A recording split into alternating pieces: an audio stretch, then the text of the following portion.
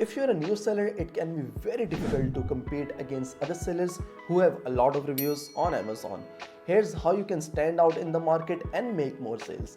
The mistake that most people make is once they find the product, they really don't do anything to differentiate it. So when they go and list the products on Amazon, those who have more reviews than them are always going to get more sales. But if you work on your product and add some unique selling point, you can always stand out in the market.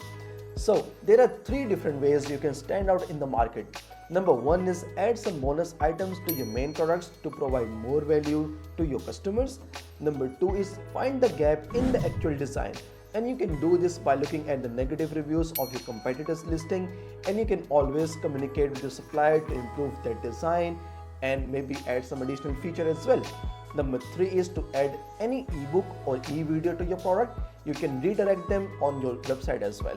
For example, if you're selling some sort of cooking products, you can add ebook and talk about the top 10 recipes to use with your product.